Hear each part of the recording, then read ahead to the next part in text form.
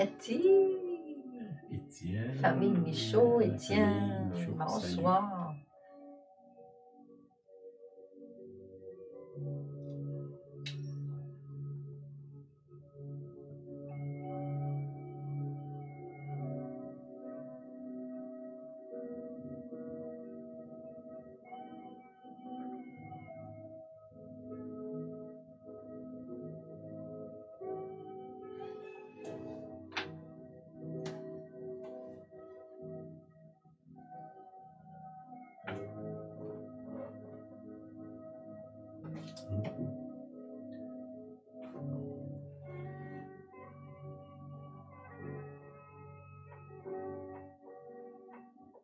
Caroline. Allô, Caroline. Allô. Qui t'avais-tu quelque chose? Non, non, de message. OK, la prochaine réunion, ici, chez nous, Silence, non? silence ou autre, là, on va voir. On a eu une bonne réunion samedi, super bonne réunion. On a fait quelque chose de nouveau. On ne dit pas quoi. Faut rappeler là. OK, le 12 avril, la prochaine réunion. Après ça, le 13 au 15 juin, on a John Cavo au camp de l'Arche. Je vous encourage à soit demander des renseignements ou vous inscrire. J'ai l'annonce qui est là dans la page Facebook. Là. Vous avez juste à fouiller ça. Vous allez le trouver. Puis je vais revenir là-dessus un petit peu plus tard aussi. On va mettre plus l'emphase. Là. On est un peu de bonheur. Fait que... Bon, salut François, salut Yvon. Yvon est à Cuba. Oui, de retour demain, je crois. Oui, je pense. J'espère que tu as eu du bon temps, Yvon, à Cuba. OK. Aujourd'hui, ben, j'ai eu une grosse journée, là, parce qu'il m'occupe de mon père, là, puis ça a été assez olé aujourd'hui. J'ai des notes que j'ai eues cette semaine, des choses. Ça me donne un peu l'apparence que c'est mêlé pas mal, mais en tout cas, on va aller avec ça. Là. Le titre, c'est « Étrangers et voyageurs sur la terre ». Là, ça vient d'un passage, d'un verset dans Hébreux 11, 13, ça dit, il parle des héros de la foi, là, dans Hébreux 11, l'Épître aux Hébreux, le chapitre 11, il parle de plein de gens de l'Ancien Testament qui, le titre, c'est un peu les héros de la foi, là. C'est dans la foi qu'ils sont tous morts, sans avoir obtenu les choses promises, mais ils les ont vues et saluées de loin, reconnaissant qu'ils étaient étrangers et voyageurs sur la terre. OK. Je vous dirais, comme chrétien, il y a plein de promesses qu'on reçoit, qu'on va obtenir quand on va être au ciel. Hein? Le monde parfait qu'on voudrait voir sur la terre, on le voit de loin, là, il est comme au ciel. Il n'est pas accessible maintenant. Mais un jour, on va être là. Puis ce que ça fait, c'est que quand on donne notre vie au Seigneur, on devient citoyen d'un royaume qui n'est pas sur la terre d'une certaine façon. Hein? Oui, ça dit que ton royaume vienne, là. Mais le royaume de Dieu céleste, on va dire, là, le lieu parfait qui est décrit dans la Bible, c'est pas sur la terre, en tout cas, c'est pas à notre époque, c'est certain, là. Ça appartient à d'autres choses. Puis là, ici, il dit, on est des étrangers, des voyageurs sur la terre. Quand Jésus est venu sur la terre, Jésus, on va dire, c'est un étranger. Il arrive du ciel, il vient sur la terre, il se révèle aux humains, il se révèle à la terre, à l'humanité, mais Jésus, il est envoyé du Père, on peut dire, c'est un étranger d'une certaine façon. Voyageur, pourquoi voyageur? Parce que, dans le fond, on est dans une quête, puis notre quête nous amène dans l'éternité. Puis l'éternité, bon, ça ne s'arrête pas.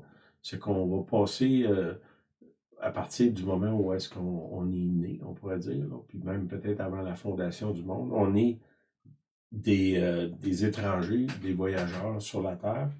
C'est important qu'on accepte ça, parce que si nos yeux sont juste sur la terre, Paul il dit, si nos yeux sont sur ce qui se passe sur la terre, on est les plus malheureux de tous les hommes. Notre espoir est dans le ciel. On expérimente des morceaux du ciel à certains moments dans notre vie. Là. Yvon il écrit qu'il y a un ministère de puissance qui se passe à Cuba, mais on pourrait dire que, mettons, dans une fenêtre, dans un certain moment, il y a une expérience de la gloire du ciel qui est là, qui se manifeste. On est obligé de dire que c'est pas constant. Oui, on vit sous la grâce, on est béni, on a la présence de Dieu, tout ça, mais quand on va être avec lui, ça va être à un autre niveau, là, ça va être d'autres choses. Là. OK. Jésus, c'est notre modèle. Donc, si lui est étranger, voyageur sur la terre, nous, c'est la même chose. Fait que, on pourrait dire que notre cœur est dans le ciel, mais nos membres sont sur la terre. Puis il faut qu'on comprenne les deux parties de ce qui est dans nous. Là. Mon cœur est au ciel. Je vous dirais, j'ai pas peur de mourir. Puis quand ça va arriver, je vais être content là, parce que je vais être avec lui dans le ciel. C'est que pas, comment je dirais, je ne suis pas suicidaire, là, mais quand ça va être mon heure de partir, je vais être content. Là, parce que mon cœur est dans le ciel. Sauf qu'entre-temps, je peux pas, comment je dirais, m'isoler, puis devenir inutile sur la terre parce que j'ai des attentes au ciel. Je suis... Jésus, il est en mission, il est envoyé en mission, il y a une mission, il est venu pour racheter l'humanité. Il y a tout un dessin dans son parcours, dans sa marche, puis il nous appelle à marcher de la même façon. C'est que oui, on appartient au ciel, notre cœur est là, mais en même temps, on est sur la terre, puis on est des missionnaire, c'est ça que ça dit, on est envoyé en mission. Ça parle d'apôtre, c'est le mot envoyé, quelqu'un qui est envoyé par un autre. Hein. Jésus, on sait que Jésus se donne complètement au moment où il est sur la terre. Il s'est donné jusqu'à mourir pour nous autres. Puis quand on parle, nous, de mourir à nous-mêmes, on ne meurt pas de la même façon que Jésus est mort sur la croix, mais il y a ce dévouement-là à l'humanité. Mon cœur est au ciel, mes pieds sont sur la terre. Dieu m'a donné une mission sur la terre, puis je dois l'accomplir, cette mission-là. Qu'est-ce qui m'encourage, qui me garde, qui me protège, qui me fait continuer, c'est que je sais qu'un jour, je vais être avec lui au ciel. C'est que, puis la question on pourrait dire, de modèle de Jésus, c'est de se donner complètement. Bon, premièrement, aux gens qui sont proches de nous, là, je dirais, faites attention là, d'avoir un cœur missionnaire, d'aller ailleurs, puis de négliger ceux qui sont proches. Ça dit, il parle dans la Bible de s'occuper des autres, surtout de ceux de notre famille. Hein? C'est ça que ça dit. Commençons là, soyons un témoin en mission, premièrement, dans notre famille, dans les gens qui nous entourent. Ce que ça crée, ça, c'est que il y a comme une sainte insatisfaction dans nous. C'est j'ai envie de dire, moi, le sentiment de ne pas appartenir. Qui est des fois difficile. Ce sentiment-là de dire, ben, il me semble que je ne trouve pas ma place où est-ce que j'appartiens. Hein, ça dit dans la Bible, le Fils de l'homme ne trouve pas la place pour reposer sa tête. On pourrait dire que si on est les imitateurs de Jésus, ben, on est un peu dans cet état-là où est-ce que je suis ici, mais mon cœur est ailleurs. C'est un sentiment que je n'appartiens pas. Ce que Dieu me demande de faire, la vie qui m'appelle, dans laquelle il m'appelle, est incompatible avec le monde dans lequel je vis. C'est que j'ai ce sentiment-là de ne pas appartenir. Puis en même temps, le Seigneur me demande de me donner complètement. Il y a comme une dualité souvent dans l'appel de Dieu. il y a cette dualité-là. Comment je dirais, je voudrais pas être là, mais je suis forcé à être là. Paul, il dit, il prêche l'Évangile, il dit, la nécessité m'en est imposée. Hein, il dit, tant qu'à moi, je ferai d'autres choses, mais Dieu m'impose de faire ça. Puis c'est un peu ce même sentiment-là. Dans 2 Corinthiens 5,20, ça dit, nous faisons donc la fonction d'ambassadeur pour Christ, comme si Dieu exhortait par nous. Nous vous en supplions au nom de Christ, soyez réconciliés avec le monde. Bon, il dit qu'on est des ambassadeurs. Hein? Un ambassadeur, c'est quelqu'un d'un pays qui s'en va vivre dans un autre pays. Puis une des caractéristiques des ambassadeurs, c'est qu'il ne faut pas qu'ils restent trop longtemps dans ce pays-là pour pas qu'ils se mettent à aimer plus son pays d'adoption que le pays qui l'a envoyé. Je représente les intérêts du ciel sur la terre, mais je suis pris sur la terre. Hein? Les intérêts du ciel, je suis ambassadeur. Je viens ici, il dit, notre mission, c'est de réconcilier le monde avec Dieu. Le ministère de la réconciliation. Là. Puis même, il dit, nous vous en supplions au nom de Christ, soyez réconciliés. Ce ministère-là, on est appelé à l'exercer dans un monde qui est hostile à la culture du royaume dans lequel on vit. Hein? C'est comme si, je sais pas, moi, je suis un communiste radical, puis là, je suis dans une place que c'est des capitalistes radicaux. Mon ambassadeur, mon roi m'a envoyé comme ambassadeur là, mais je suis constamment dans un conflit de valeurs. On va dire ça comme ça. Jésus, dans Jean 18, 36, il dit mon royaume n'est pas de ce monde. Si Jésus dit ça, c'est bon pour moi, là. Le royaume dans lequel j'appartiens n'est pas de ce monde. Okay? Puis là, il continue en disant, si mon royaume serait de ce monde, mes serviteurs auraient combattu pour moi. Il dit ça à Pilate, là.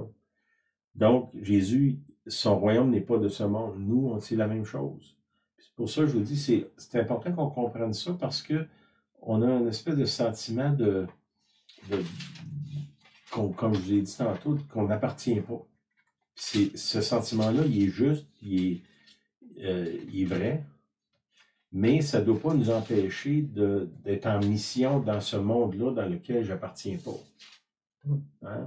Il dit, mon royaume n'est pas de ce monde, mais quand Jésus, il parle au disciples, il dit, ben, le royaume de Dieu est parvenu jusqu'à vous. Le royaume, c'est qui? C'est Jésus. Ou en tout cas, Jésus représente le royaume. Après ça, il nous dit, ben, vous êtes mes ambassadeurs, vous représentez mon royaume. Puis je vous demande d'aller représenter ce royaume-là dans un autre royaume qui est vraiment différent. Là. On sait, le monde, comment c'est différent du royaume de Dieu. Dans Luc 4, 18, le Seigneur il dit, « L'Esprit du Seigneur est sur moi parce qu'il m'a oint pour annoncer une bonne nouvelle. » Okay? Bon. Puis ça, je pense qu'il y a des étapes dans ça, là, des différentes étapes de notre vie que je veux mettre l'emphase dessus. Comme je l'ai dit, là, j'ai des versets, ça a l'air décousu. Peut-être qu'à la fin, ça va avoir un sens. Là, mais en tout cas. Luc 4, 18. Parce qu'il m'a oint pour annoncer une bonne nouvelle. Oint, ça veut dire quoi?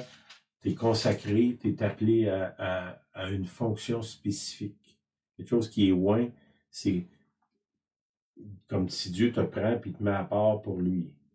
Tu deviens d'un usage spécifique pour son royaume. Et c'est ça l'onction. Pourquoi c'est important? Ça, c'est au début du mystère de Jésus. Jésus, il est oint. Puis ça, c'est important tant que nous, on soit oint, dans le sens qu'on comprenne c'est quoi ma mission, moi. OK, je suis ambassadeur de quoi, là? C'est quoi, est-ce que je suis un ambassadeur économique? Est-ce que je suis un ambassadeur social, militaire? C'est quoi mon rôle, là? Est-ce que je suis envoyé pour, je sais pas moi, hospitalier, guérir les gens, d'investir, de construire? C'est quoi mon rôle? Puis ça, c'est important qu'on l'aille avant d'aller. Ça dit, OK, parce qu'il m'a oint pour annoncer une bonne nouvelle, il m'a envoyé pour guérir, OK? Il est oint, après ça, il est envoyé, Puis il continue en disant, pour proclamer aux captifs la délivrance. Okay. Ouais, il est envoyé pour proclamer, puis ça dit, à la fin, il dit, pour renvoyer libre les captifs. Okay. Il vient, il est envoyé, il proclame, puis par la proclamation, il guérit des gens qui sont captifs, puis les libère. Voyez-vous, il y a comme une gradation dans l'affaire. Mais il faut premièrement qu'on soit loin. Puis ça, il faut rechercher. Seigneur, pourquoi? Qu'est-ce que tu veux de moi? Tu m'appelles, tu dis que je suis un ambassadeur. C'est un ambassadeur de quoi? C'est dans quel pays, si on peut dire? Dans quel endroit, dans quel lieu? Est-ce que moi, je suis un ambassadeur dans une usine, dans une église, dans un autre pays, dans ma famille? Peut-être j'ai né 3 ou 4 différents endroits où est-ce que je suis ambassadeur. Là. Ça c'est possible. Là. Bon, premièrement, comme je vous ai dit tantôt, premièrement dans votre famille. Puis après ça, ça s'étend dans le voisinage, au travail. Puis ça peut, comme là, Yvon est rendu à Cuba. Nous, on s'en va en France, là, en fait, demain. Et demain. Bon, là, on devient ambassadeur dans un autre pays, mais mon premier ambassade, c'est ma femme, c'est mes enfants, c'est les gens avec qui je suis, là. Puis oui, Dieu peut m'envoyer ailleurs. Mais, tu sais, commençons, mettons les bonnes choses au bon moment, aux bonnes places, là. OK. De différentes fonctions là, de Jésus sur la terre. OK? C'est un peu comme mon idée générale, c'est ça. Là, Jésus, il est là, il est appelé sur la terre. Bon, là, on voit, il est loin, il est envoyé, il proclame, puis il libère. L'autre chose que je veux établir, c'est dans Marc 3, 14, ça dit « Il en établit 12 pour être avec lui. » Okay? Deux choses dans ça. Il y a les 12, c'est un groupe. C'est important qu'on soit attaché à un groupe. Les gens là, qui sont chrétiens tout seuls dans leur coin, là, c'est pas biblique, puis c'est malsain. C'est malsain pour vous, puis c'est malsain pour les autres. Parce que si, mettons, comment je dirais, j'ai une équipe, puis il manque 3 joueurs, on va jouer quand même, là. Mais les chances qu'on gagne vont diminuer largement, là. Puis souvent, les gens, moi, je vais être dans l'équipe, mais je ne veux pas jouer avec elle. Je sais pas, j'aime pas sa coiffure, ou j'aime pas la façon qu'elle parle, j'aime pas, bon. Puis là, je m'en vais. Mais là, il n'y a plus d'équipe, je suis parti. Puis, ici, il en établit 12. Hein? Établir, ça veut dire quoi? Construire, poser une fondation, puis bâtir dessus. Pour les avoir avec lui. Ça veut dire qu'il y a deux choses dans ça. On doit être ensemble, puis ensemble avec lui. Tu sais, il y a comme j'ai déjà emmené un message là-dessus, il y a le moi, il y a le nous. Là, on voit ici, il y a le moi, le nous. Puis après ça, il y a l'autre. Hein? Si on voit dans l'affaire, il est loin, puis envoyé, proclamer, puis retourner. Je ne peux pas avoir de... Si le moi ne m'amène pas au nous, il n'y a plus l'autre. L'autre, c'est qui? C'est lui qui a besoin qu'on va rechercher, qu'on va combler, là, qu'on va évangéliser, qu'on va guérir, qu'on va toucher. Ça veut dire que j'ai besoin de ça. Premièrement, moi, je dois être loin. Après ça, je m'attache au Seigneur qui m'attache. Là, ici, il parle de 12. C'est un chiffre, là, à un groupe. Être attaché à un groupe, puis être attaché au Seigneur. Tu as les deux. Hein? C'est la croix comme ça. Moi avec le Seigneur, puis moi avec les 12. Les 12... le groupe. Ou le groupe. Là. OK? Il en établit 12 pour les avoir avec lui et pour les envoyer prêcher. Nécessité d'être ensemble, d'être avec lui, puis après ça, on va être envoyé. Puis je partageais quelque chose avec des gens cette semaine que moi, il y a plusieurs années, j'ai eu une expérience spirituelle où est-ce qu'un ange m'a amené là, quelque part, puis dans cette expérience-là, une des choses qui me dit, quand tu vas trouver un groupe de, ça c'est 12 personnes qui sont prêtes à s'engager à aimer, ça va être le début. OK?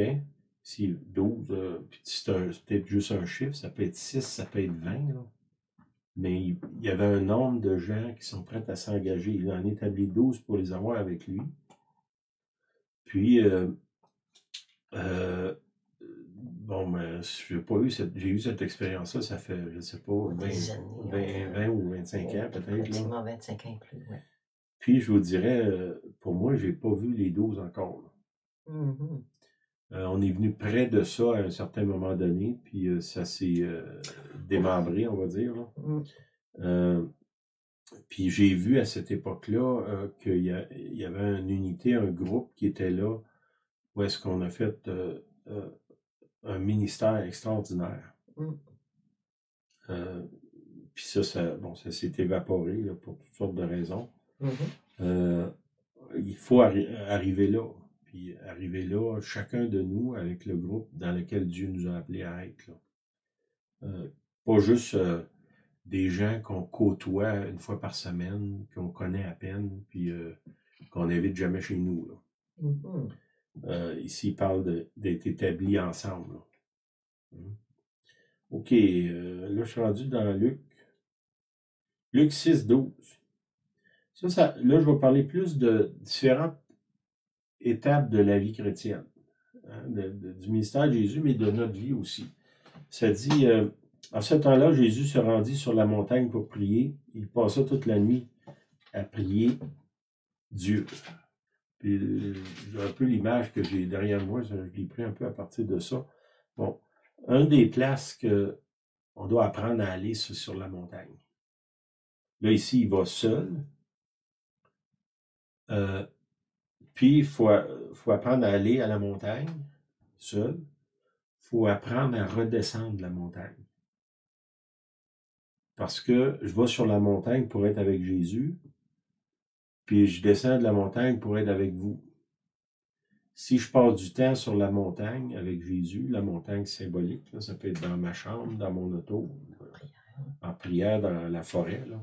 Si je passe du temps avec Jésus sur la montagne, symboliquement, là, ça va me rendre capable de passer du temps sérieux avec les autres, à devenir l'équipe qu'on parle de 12. Sinon, immédiatement, on se met à se demander, les disciples qui disent de Jésus, de quoi vous parlez-vous en chemin? Il dit, on se demandait c'était qui le plus grand. Là. Si je chicanais pour savoir c'était qui le meilleur de la gang. Normalement, ça ne mène pas loin, ce genre d'affaires-là. C'est clair que les disciples, comme nous, trop souvent, à ce moment-là, ils ont oublié d'aller à la montagne. Puis, ils ne sont pas capables de redescendre la montagne, là, dans le sens de je vais me remplir de la présence de Dieu, puis là, je redescends pour être capable de briller, puis d'endurer les autres, si on peut dire, là, ou de rester attaché aux autres, là, à qui, le groupe à qui Dieu m'a appelé, sans qu'on tombe à se déchirer l'un l'autre. Ben oui, Vicky. Hola, Vicky. Hola, Vicky. C'est notre sœur qui fait la mission au Mexique qui est là, Vicky. OK. Après ça, là, je suis rendu dans Matthieu 3, 17.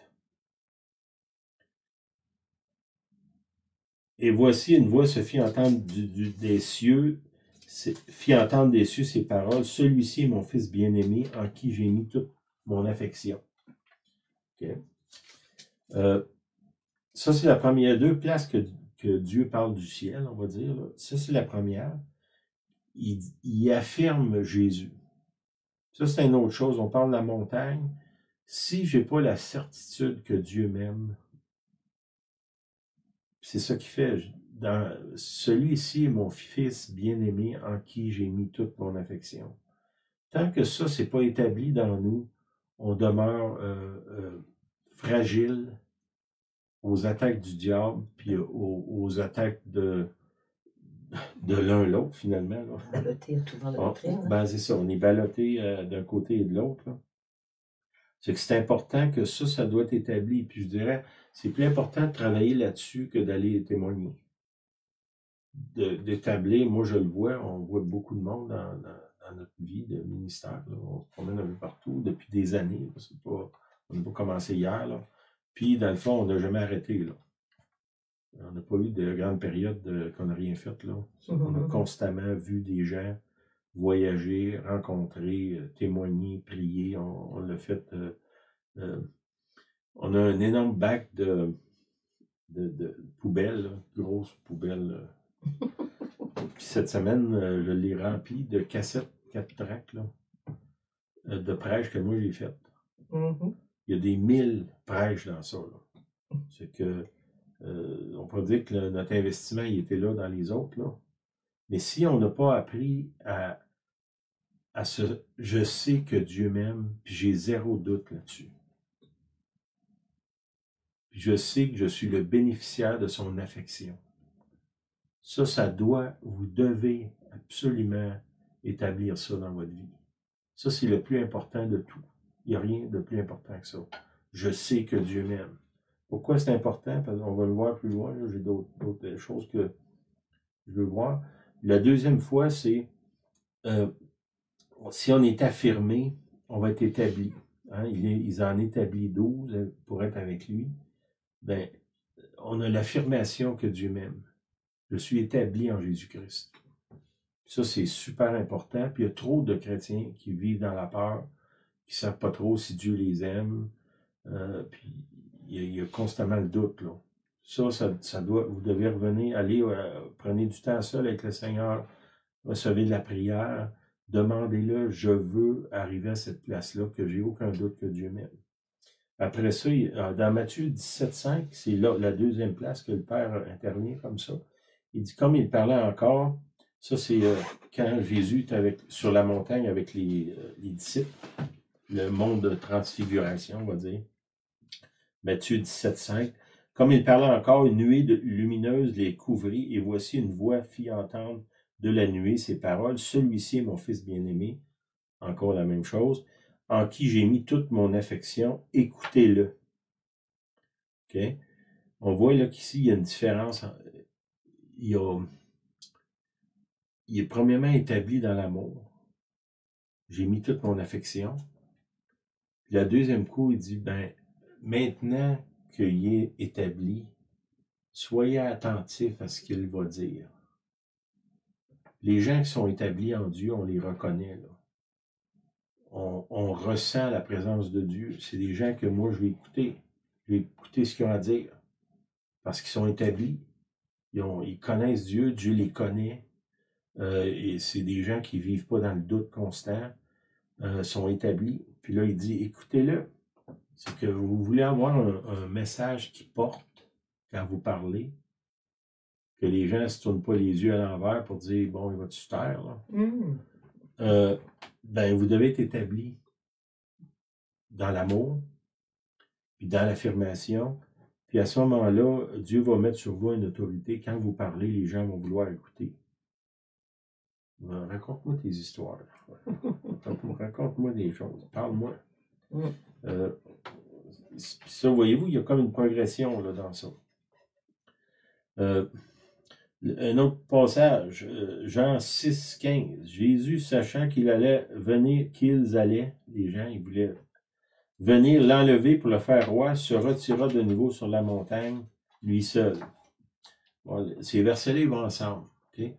Je t'établis dans l'amour. Après ça, Dieu m'établit dans l'autorité.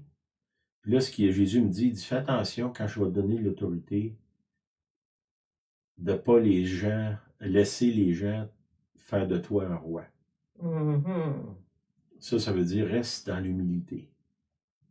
Souvent, beaucoup de gens que Dieu donne une onction spéciale, les gens font d'eux un roi, puis là, ça se dégénère toujours, ça.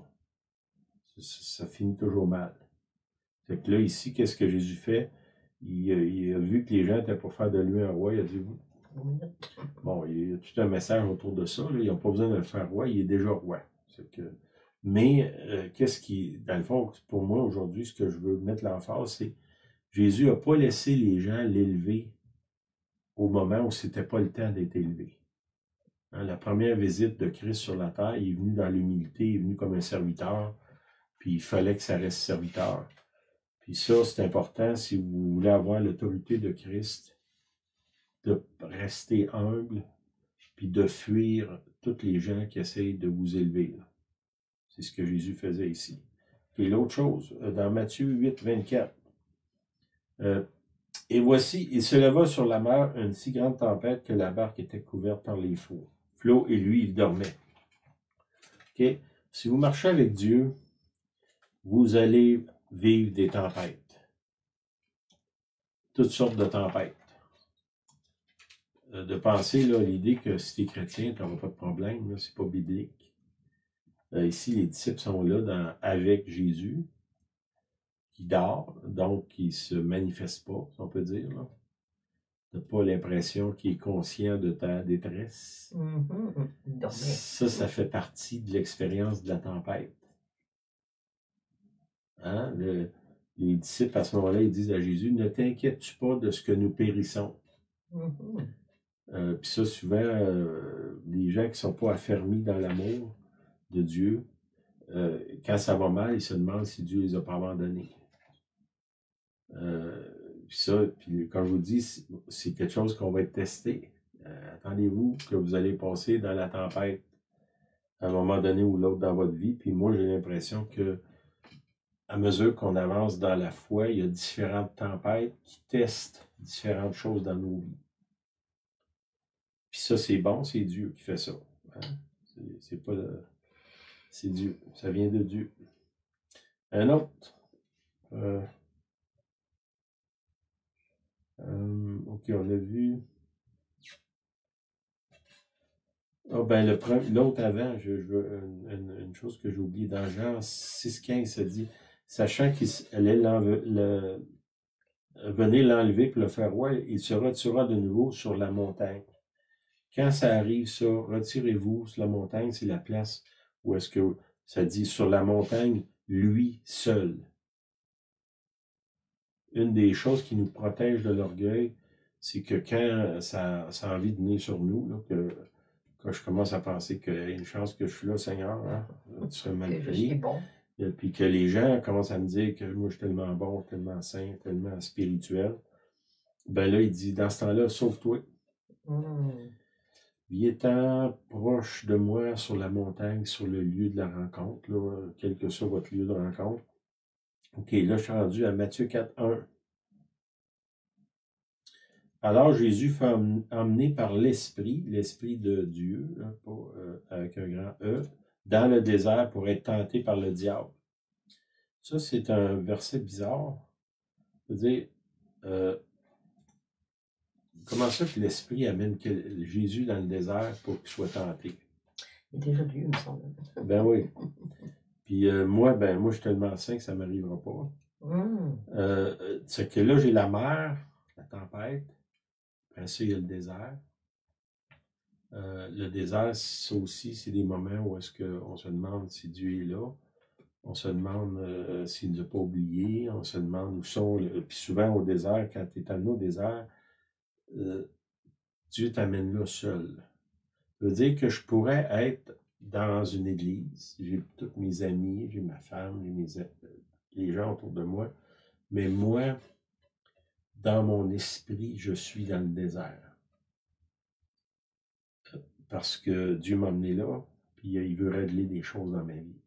Avec l'expérience du désert, il y a une série de messages qu'on pourrait faire, parce qu'autour d'Israël, il y a différents déserts, là, qui sont nommés, il y a différents noms.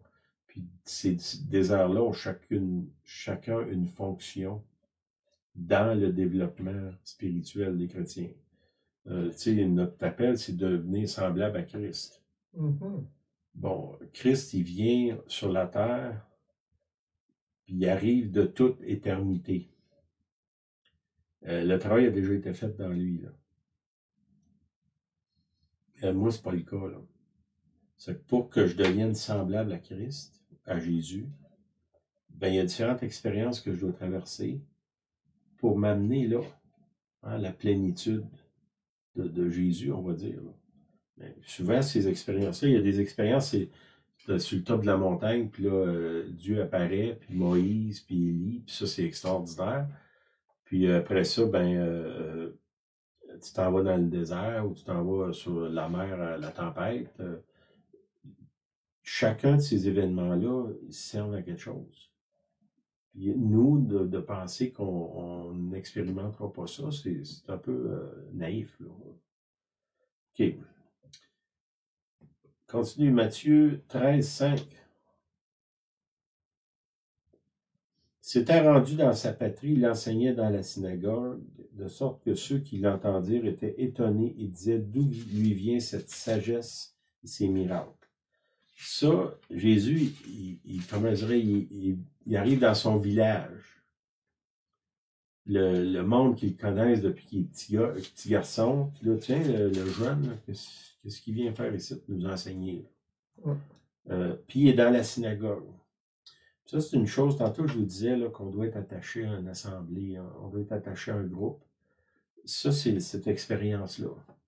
Jésus enseigne des gens qui finalement pensent que c'est un insignifiant, puis se demandent mais qu'est-ce qu'il vient essayer de nous apprendre, lui. Là. Surtout les gens qui le connaissent. Les gens qui vous ont vu grandir spirituellement, qui vous ont vu faire des erreurs monumentales. Souvent, Dieu va vous envoyer pour être avec ces gens-là. Tu sais, les gens que tu es gêné d'être autour, là, parce que tu as fait tellement de gaffes puis d'erreurs en leur présence, ben Dieu t'envoie là puis il dit, là, tu vas aller les enseigner. Bon, pour nous, enseigner, ça ne veut pas nécessairement juste dire, je me mets debout puis je prêche, là. Des fois, c'est comme Saint François d'Assise, je ne me souviens pas, qui disait prêche à tout le monde, là, puis utilise des mots juste si c'est nécessaire. Ça voulait dire que ta vie enseigne plus que tes mots, là. Surtout quand c'est des gens proches. Fait que ça n'est une autre épreuve. De demeurer dans un groupe après avoir fait des erreurs et des gaffes monumentales. Ça n'est une. C'est que si vous êtes dans un groupe, avant de vous sauver, aussitôt que ça se met mal, assurez-vous que ça vient de Dieu, là, que Dieu vous appelle ailleurs. Parce que ça se peut que Dieu m'appelle ailleurs. Là. Mais que moi, j'ai pas comment il appelle ça, frère, il appelle ça escapology, là, la théologie de la fuite. Aussitôt que ça va mal, moi je m'en vais. Soyez pas de ces gens-là. S'étant rendu dans sa patrie. Chez ces gens-là qui nous connaissent, qui savent nos travers, qui savent qu'on n'est pas si spirituel que ça, ben peut-être qu'ils nous appellent à rester là. Là, il dit, d'où lui vient cette sagesse, ces miracles? Comment ça que Dieu l'utilise, lui, là?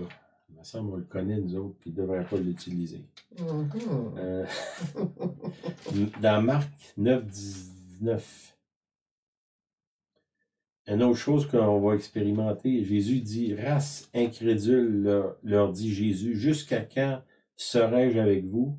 Jusqu'à quand vous supporterai-je? Quand même, moi, je me dis, ces gens-là ont quand même fait un exploit, là, pour quasiment avoir un trophée, là. Tu as réussi à mettre Dieu à bout. Sa patience. Hein, de rendre Dieu, pas moi je dis à bout, là, mais de le faire sortir de ses gonds. De l'amener à sa limite. Ça aussi, c'est quelque chose qu'on va vivre. Hein, il y a une parole dans l'Ancien Testament qui dit « le fer aiguise le fer ». Ben, si on est pour être persévérant, on va être testé dans la persévérance. Puis même Jésus est entouré de gens, un paquet d'incrédules qui passent leur temps à mettre en question ce qu'il fait. Puis lui-même, à un moment donné, il devient... Ben, c'est ça, il devient hors de lui, on va dire. Puis, il déclare ça. C'est que ça aussi, c'est quelque chose qu'on va vivre. Puis je vous encourage, si vous arrivez à cette place-là dans votre vie, ben Jésus, il a continué pareil à être autour des disciples. Il les a pas éloignés. Il les a pas chassés. Il les a pas envoyés. Il a continué à rester avec eux malgré le fait que ces gens-là étaient, on va dire, une bande d'incrédules. Comme nous. Comme nous, oui, comme nous, puis comme beaucoup de gens que je connais. Puis en passant, ces incrédules-là, étrangement, c'est des croyants. Là. C'est des gens qui croient en Dieu, là. C'est le peuple juif là, à cette époque-là. Puis moi, je vous dirais, dans l'Église, ça ne manque pas d'incrédules. Tu sais, mettons, quelqu'un est guéri, puis là, t'es-tu sûr qu'il était guéri, puis tu es sûr qu'il était malade? Le diable aussi guéri. Ça, c'est le nez, le doute, là, la culture du doute. C'est que faites attention, puis si ça arrive autour de vous, ben vous, si vous avez la foi, ben votre rôle, c'est peut-être d'élever la foi de ces gens-là, des incrédules. Puis c'est ce qui se passe là. Jésus, il s'en va là, puis il fait un miracle. Puis un peu, il ferme la bouche des incrédules, on pourrait dire, là. Mais il reste là, il continue quand même. Là, il reprend publiquement quand même, là. Mais, comment je dirais, il reprend, mais lui, il reste constant. Puis lui, il continue, il fait son miracle finalement, là. Puis son but, finalement, c'est que ces gens-là se détournent de leur incrédulité puis deviennent croyants. Mais si nous, on chasse tous les incrédules autour de nous, parce qu'ils ne sont pas aussi spirituels que nous, ben des fois, c'est ça qu'on fait, là. Ben on a oublié de faire ce que Jésus a fait. Puis ça continue, je vais finir avec un autre verset, là, c'est dans Luc 23, 34. Ça, on pourrait dire que c'est peut-être l'ultime signe de la spiritualité. Jésus leur dit, Père, pardonne-leur car ils ne savent pas ce qu'ils font. Père, pardonne-leur parce qu'ils ne savent pas ce qu'ils font. Ça, c'est des gens qui sont en train de le crucifier. Oh là là. Pardonne-leur parce qu'ils ne savent pas ce qu'ils font. Il faut que vraiment que tu aies être établi dans l'amour de Dieu pour être capable de dire ça. Puis de ton sens de mission jusqu'à la dernière minute. Là. Hein? Jésus savait qu'il était appelé à la croix. Il savait toute la souffrance qui était attachée à ça. Puis en plus, même les gens qui l'ont suivi longtemps se mettent à le blasphémer, puis à crier crucifie-le, crucifie-le, là, à Pilate. Puis là, Jésus, sa réponse à ça, c'est Père, pardonne-leur. Quelque chose de puissant dans ça. Puis si on parle qu'on est, on est des étrangers, des voyageurs, c'est le titre de mon message. Si vous voyez les différentes choses que j'ai parlé, ça fait de nous des étrangers. Parce que dans notre monde, si tu pardonnes, tu passes comme un faible et un imbécile. Dans le royaume de Dieu, tu passes comme un roi. Si tu enseignes des gens qui te méprisent, ben dans le monde, là aussi, tu es un imbécile. Hein? Puis ça n'arrête pas les comparaisons, on voit que c'est deux mondes. Si tu es envoyé au désert, ben là, prends tous tes moyens possibles de sortir de là. Puis là, nous autres, le Seigneur nous dit, là, quand je t'amène au désert, embrasse le désert. Et une place, ça dit, je la conduirai au désert et là, je parlerai à son cœur. Mais si moi, je me sauve du désert, puis là, à ce temps, il y a plein d'affaires des cours de développement personnel centrés sur le moi, ben, il n'y a rien d'expérience de désert dans ça. Là. C'est moi, mon petit bien-être, puis il ne faut pas que je souffre, puis il ne faut pas que je sois contrarié, puis il faut que tout aille bien, puis il ne faut pas que ça coûte cher. Puis là, ici, il dit, moi, je t'ai tout donné, je veux que tu donnes tout. Ah ouais. Ça ne marche pas avec mon petit cours épanouissement personnel que j'ai eu. Euh, il faut qu'on mature dans ça, qu'on comprenne le chemin que Dieu nous appelle à vivre dedans. Puis étrangement, je ne sais pas si vous avez le temps de lire, j'ai posté quelque chose aujourd'hui, c'est quand tu es prêt à tout perdre que tu gagnes tout. Là. Ça, c'est contraire aussi à des petits cours d'établissement personnel. Là. La loi comment on appelle ça, la loi de l'univers, je ne me souviens plus, là. Que tout ce qui est bon, richesse, ça doit venir à toi absolument. Là.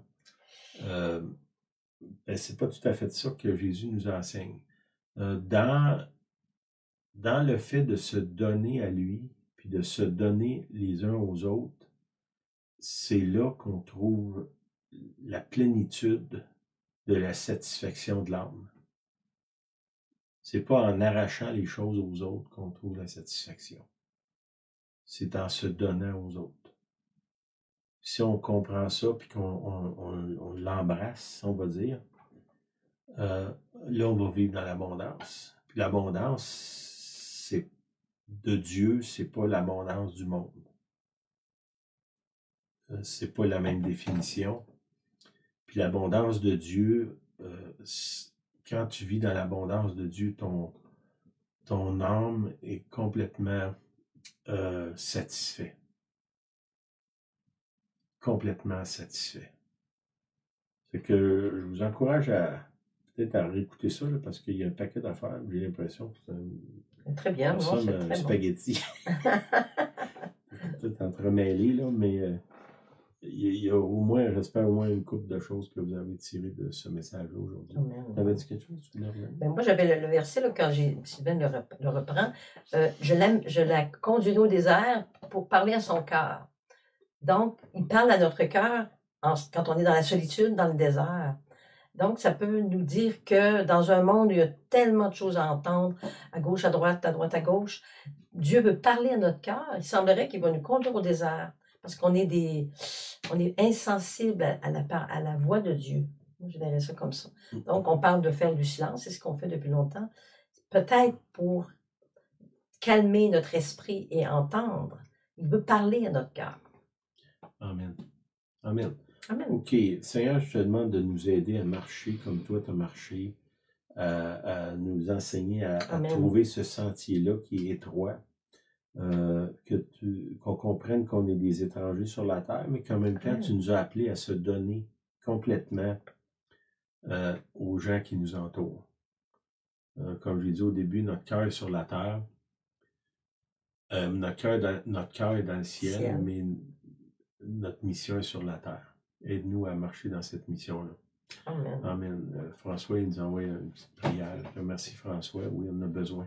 Oui, merci. Merci à tout le monde. Soyez bénis. Priez pour nous. Là, on s'en va 2 semaines en France, une série de réunions. On part demain. C'est ça. C'est à la grâce de Dieu.